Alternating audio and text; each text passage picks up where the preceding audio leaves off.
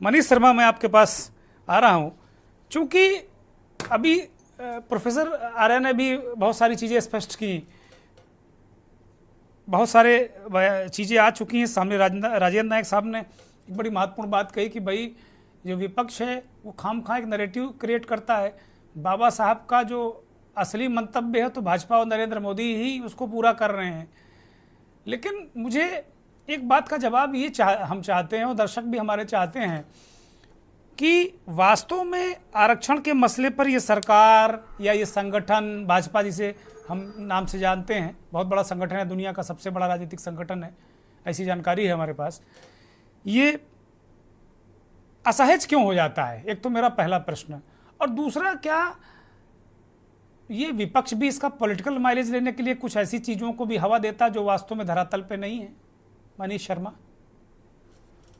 हाँ, धन्यवाद। मैं बस इतना कह रहा था कि विपक्ष क्या ले रहा है नहीं ले रहा है, ये सवाल तो अपनी जगह, उस पर हम लोग बात करेंगे। लेकिन आप इसको, आप इस लोकसभा चुनाव से इसको समझना चाहिए। इस लोकसभा चुनाव में जनता ने ये, खास करके ओबीसी, दलित, आदिवासी जनता ने ये बात बहुत स्पष्ट तरीके से, ये बात खास करके हिंदी बेल्ट में और खास करके उत्तर प्रदेश में ये बात बहुत स्पष्ट कर दी थी कि बीजेपी संविधान के लिए, आरक्षण के लिए, समता के लिए, उसके लिए खतरा है। तो ये बात एक बड़ा एक, कह लीजिए कि जनता ने ये निर्णय लिया, ये विपक्ष ने निर्णय नहीं लिया। इसको हम लोगों को बहुत दिमाग में रखना चाहिए। और ये लंबे समय के बाद लिया। और इस बात को हम लोग को समझना चाहिए कि बीजेपी का अभी जो सारा चीज कर रही है, अभी आप देखेंगे कि सुप्रीम कोर्ट का इसके बाद भी जो जनता ने निर्णय लिया है इस विधान लोकसभा में, अभी सुप्रीम कोर्ट का फैसला आया। सुप्रीम कोर्ट के फैसले के बाद जो रेल मंत्री भी हैं और सूचना प्रसारण मंत्री भी हैं, वो आरक्षण में बंटवारे वाले सवाल पे उन्होंने ढुलमुल तरीके से क्रीमी लेयर पे बात बोली। लेकिन जब उनसे पूछा गया कि आप बंटवारे वाले सवाल पे आपकी क्या राय है, तो उन्होंने कहा कि जो जो बात हुई हमने आपको बता दी। उस पे उन्होंने एक तरह से चुप्पी साध दी। और अभी तत्काल कल का ये शायद निर्णय, चुनाव से ठीक पहले हरियाणा की सरकार ने, आप ध्यान दिए होंगे जी। कि उस सरकार को निर्णय लेने का कोई अधिकार नहीं है, लेकिन उसने ये कह दिया कि हम वहां बंटवारा करेंगे। और बंटवारा करेंगे, लेकिन इसका उस कोर्ट के फैसले का भी, जिसमें एक बात आ रही थी कि आप बगैर किसी आंकड़े के इस दिशा में एक कदम भी आगे नहीं बढ़ेंगे, कोई आंकड़ा पेश नहीं किया, कोई इस तरह की चीजें उन्होंने सामने नहीं रखी। उन्होंने साफ साफ ये कहा कि हम बंटवारा करेंगे, लेकिन हरियाणा में ये नहीं बताया उन्होंने कि हरियाणा में दलित जातियों के अंदर कौन सा जो समाज है, नौकरियों में, संसाधनों पे, जमीनों पे किसका कितना क्या है, ये सामने लाने की लाए बगैर उन्होंने ये कहा कि हम बंटवारा करेंगे। तो एक बात बहुत क्लियर हुई है लोकसभा चुनाव के बाद भी कि बीजेपी का सेंटर पॉइंट विभाजनकारी राजनीति है।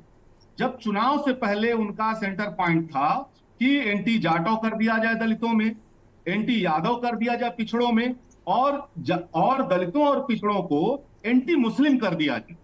ये दोनों चीजें फेल हुई। एंटी जाटव भी फेल हुआ, एंटी यादव भी फेल हुआ, और एंटी मुस्लिम भी फेल हुआ।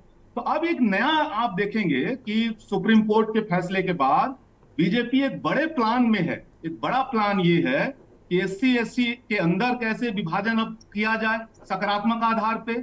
और दूसरा उसका प्लान है, आप देखिएगा, आपको याद होगा 2017 में रोहिणी कमीशन बनाई गई जी। पिछड़ों बंटवारे को लेकर के, आपको याद होगा, आपको पता होगा। जी। जी। और बाद में क्या हुआ कि उस रोहिणी कमीशन को रोक दिया गया, उसके फैसलों को इसलिए रोक दिया गया कि बीजेपी को लगा कि जिन्हें हम मजबूत जातियां बोलते हैं पिछड़ों के अंदर, उनका भी समर्थन हमको मिलने लगा है।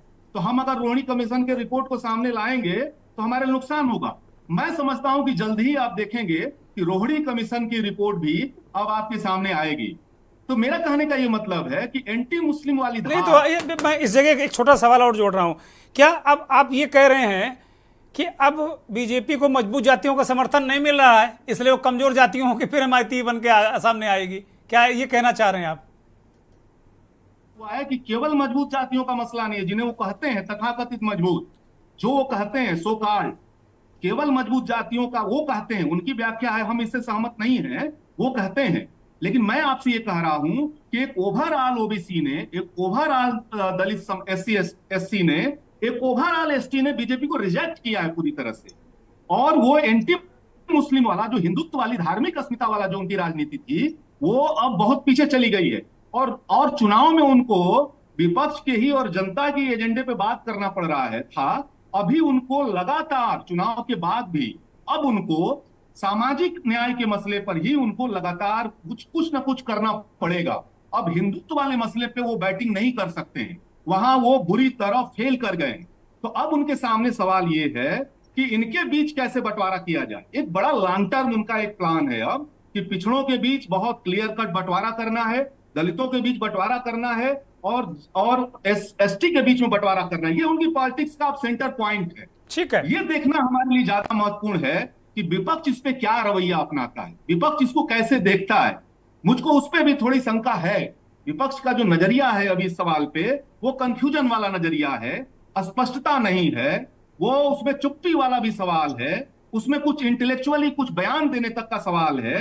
मैं उस पे देख रहा हूं कि एक कंफ्यूजन केवल बीजेपी के खेमे में इस सवाल पे, जब से बंटवारे का सवाल शुरू हुआ है, और जब रोहिणी कमीशन की रिपोर्ट आएगी, उस बंटवारे का जब सवाल शुरू होगा, तो विपक्ष के सामने भी एक चैलेंज होगा कि क्या वो जनता का जो नजरिया है कि कोई बंटवारा नहीं, जबरदस्त एकता के साथ आरएसएस को, बीजेपी को, जो शुरू से एक सवर्णवादी, एक जो है एक आरक्षण विरोधी, एक संविधान को बदलने वाली पार्टी उसकी जो छवि थी, जनता ने आज मान लिया है। विपक्ष इसको पूरी तरह मानने के लिए तैयार है कि नहीं, मेरा ये सवाल इसमें जरूर है, मुझको इस पे जरूर शंका है। लेकिन एक काम जनता ने कर दिया है कि बीजेपी को सामाजिक न्याय के मसले पे लगातार बोलना है। अब वो हिंदू मुस्लिम वाला सवाल उसका चल नहीं पा रहा, वो लगातार ठीक कोशिश है। के बावजूद उसको। मनीष शर्मा, राजेंद्र नायक साहब उंगली उठा रहे हैं मुझे लेना पड़ेगा उन्हें। राजेंद्र नायक जी। जी, अभी जो वक्ता बोल रहे थे, I am sorry, I don't agree with him. कि जिस ढंग से ये तो ऐसे बोल रहे हैं जैसे कि बीजेपी के नेता हैं। अरे बीजेपी क्या कर रही, क्या नहीं कर रही है, ये तो संविधान का जो अभी सुप्रीम कोर्ट का निर्णय है कि जो रिजर्वेशन है उसमें वर्गीकरण, ये तो सुप्रीम कोर्ट ऑफ इंडिया ने कहा है।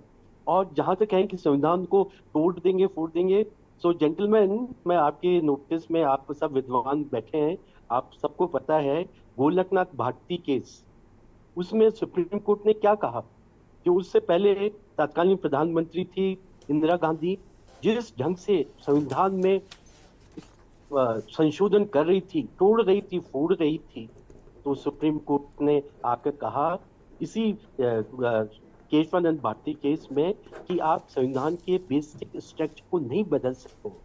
तो this was the Congress party जो कि अंधाधुंध मतलब संविधान में संशोधन कर रही थी। और अब इसके बाद में बिना वजह कहा गया कि आरक्षण का, अरे भाई, हमारे पार्टी के जो हमारे राष्ट्रीय प्रधानमंत्री हैं, उन्होंने बिल्कुल कहा है कि संविधान में हम आज नहीं आने देंगे, लेकिन संविधान में प्रोविजन है अमेंडमेंट का। तो उसका बेताबी से जब इंदिरा गांधी थी, क्योंकि जो सुप्रीम कई बार बहुत ज्यादा मेजोरिटी आ जाती है तो उसमें एक थोड़ा डिक्टेटरशिप आने का खतरा रहता है, और उसके कारण आकर के इतने कॉन्स्टिट्यूशनल अमेंडमेंट कर दिए। इवन जो बाबा साहब ने कॉन्स्टिट्यूशन लिखा है, अप्रूव हुआ है, उसके बेसिक स्ट्रक्चर में चेंज करने की कोशिश की गई। ठीक है राजेंद्र नायक जी, मैं आपको रोक रहा हूँ। एक छोटी सी टिप्पणी मैं मनीष जी की लूंगा, फिर बाकी दोनों मेहमानों के पास। ओम सुधा जी, मैं आ रहा हूँ। आपके धैर्य की मैं प्रशंसा कर रहा हूँ। आप बड़े धैर्य से सुन रहे हैं, मैं आ रहा हूँ, लेकिन पूरा मौका दूंगा, आप निश्चिंत रहिए। क्योंकि मेरी चर्चा में एक यही विशेषता है कि मैं पूरा मौका देता हूँ। मैं अमूमन नहीं काटता हूँ लोगों को, उनकी बात को रखने देता हूँ और आराम से चर्चा चलती है, और आप लोगों का बड़ा सहयोग रहता है। मनीष जी, रिएक्ट करिए 10 सेकेंड में। बस मैं इतना कहना चाहता हूं कि आप 2018 का याद करिए, SC/ST एक्ट को सुप्रीम कोर्ट ने कमजोर करने की कोशिश की थी, और उसके बाद एक जबरदस्त आंदोलन हुआ था, और उसके बाद सड़कों पे उतरे थे लोग, और सरकार को संविधान संशोधन लाना पड़ा था। और इस बार आपने देखा होगा, बिहार में जो अभी जाति जनगणना हुई थी, उसको हाईकोर्ट ने खारिज कर दिया, और सरकार उस पर कोई चुप्पी साधे हुए। और ये जो फैसला अभी बंटवारे का आया है, इस पे क्यों नहीं एक विशेष संसद बुला करके उसमें संविधान में परिवर्तन किया और उस पर विशेष चर्चा की बात की जा रही है। तो मेरा ये कहना है कि पिछले 10 सालों के अंदर जो कोर्ट के फैसले हैं वो बहुत पॉलिटिकल फैसले हैं। सरकार ने इस दौर में पुलिस में, सेना में और कोर्ट में बहुत सारा उसने अपना हस्तक्षेप बढ़ा दिया है, और ये फैसले राजनीतिक फैसले होते हैं। और इस मामले में भी मैं सरकार से बहुत ये कह रहा हूं कि अगर सचमुच वो आरक्षण के पक्ष में खड़ी है और वो अनुच्छेद 41, 341 और 42 और 43 को लेकर के वो बहुत वो है, तो संविधान में संशोधन, उसके लिए विशेष सत्र बुलाना, ठीक है, विशेष संसद बुलाने की तरफ क्यों नहीं बढ़ रही? ठीक है मनीष जी, ठीक है मनीष जी, मैं आता हूँ डॉक्टर ओम सुधा को मैं चर्चा में लेता हूँ। डॉक्टर ओम सुधा, मनीष शर्मा 10 सेकंड, कार्यक्रम खत्म करूंगा जल्दी से। मैं बस इतना कहना चाह रहा हूँ कि इन 10 सालों में जो भारत की जितनी लोकतांत्रिक संस्थाएं हैं, तो एक दूसरे को जो चेक और बैलेंस करती थी मोदी जी के दौर में, उसको है जैसे कार्यपालिका कोई गलती करती थी उसको कोर्ट ठीक कर देता था, कई बार कोर्ट गलती करती थी उसको संसद ठीक कर देती थी। मैं ये देख रहा हूं कि इस दौर में ये बनाना रिपब्लिक जो है भारत को बनाने की कोशिश हो रही है। क्या ईडी, क्या चुनाव आयोग पे सवाल उठ रहे हैं इस दौर में, इतना ज्यादा सवाल चुनाव आयोग में, इतना ज्यादा सुप्रीम कोर्ट पे, इतना ज्यादा पुलिस पे, ईडी पे, सीबीआई पे, इतना ज्यादा किसी दौर में, हिंदुस्तान के किसी दौर में नहीं उठा है। हम लोगों को इस पे सोचना चाहिए कि ये जो सरकार है ये अभी कितना दिन रहेगी, ये तो बहुत दिन इसके लिए रहना मुश्किल है। इस चुनाव ने लगभग ये मैसेज दे दिया है, लेकिन जिन संस्थाओं का लॉन्ग टर्म के लिए इसने नुकसान किया है वो बहुत खतरा इस देश के लिए। बहुत शुक्रिया मनीष शर्मा, डॉक्टर ओम सुधा, चंद्रेश यादव, राजेंद्र